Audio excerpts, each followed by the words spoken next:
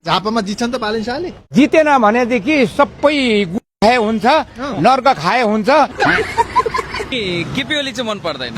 केपी ओली भनेको त्यो पहिला पनि ज्यानमा रह्यो, त्यो मलाई काम कतिजना मान्छे काटेर 14 वर्ष जेल कुएर आएको प्रधानमन्त्री क्षेत्रको लागि त धेरै गर्नु के गर्यो त्यो मुलाले एउटा यो अग्लो टावर हालिदियो, त्यो टावरको कामै छैन। घन्टीले जित्छ भने गाउँ सोलिड भनिदिनु सबैतिर सोलिड, यसमा अनविश्वासै छैन।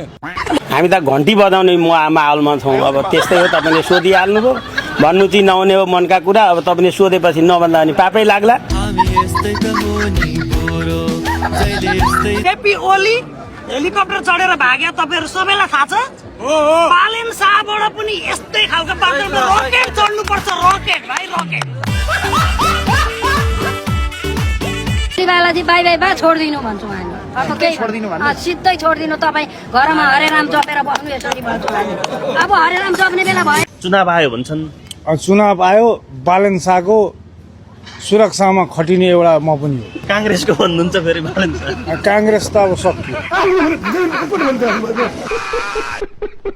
दुःख पायो, अब केही गरौँला भन्न परेन क्या। मैले यस्तो भोट जितेर जाने दाम जम्मै भ्रष्टाचार गरेर गोजी हाल्ने मान्छे हो भन्छु मैले त सिधै बाबु। ओलीले त अब यहाँबाट पनि जित्यो भने यहाँका मान्छेले गुखाए हुन्छ।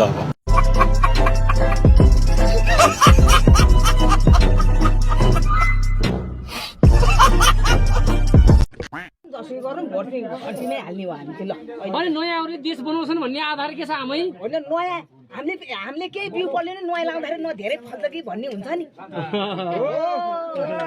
बात त सही है।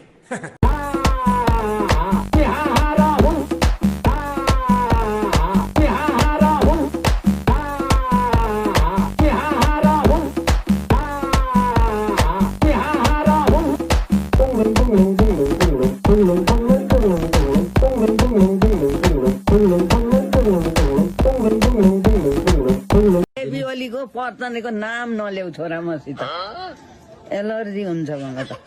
बालेन पनि म पर्छ कति के अरे अझसम्म त्यसको दाँत कस्ता खान अन्त मैले देखिँ। म जस्तै रिसाए जस्तो। तपाईँलाई यति बेला बुढेसकालमा भत्ता दिएर पाल्ने नै एमाले केपी ओली बाउले ल्याएर दिएको हो। मेरो खराब पानी छ, मेरो खराब।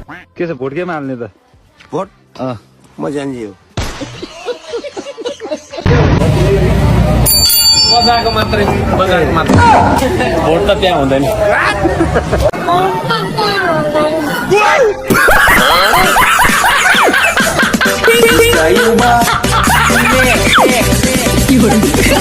भोट केमा हाल्ने आमा? एमालेमा एमालेमा। एमालेमा किन हाल्ने हो? हामीलाई भत्ता दिन्छ, खान पाइन्छ। अनि एमाले आएको चिन्ह के हो त? अनि घन्टी घन्टी।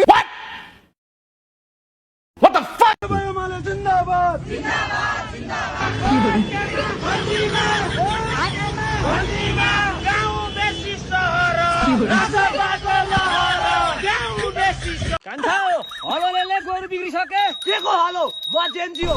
घन्टी अलि घन्टी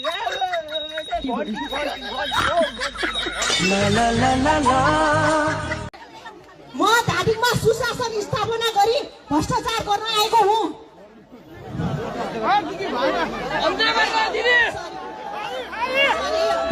भनेर अरू नेताले भन्छन्, आशिकाले भन्दिनन्।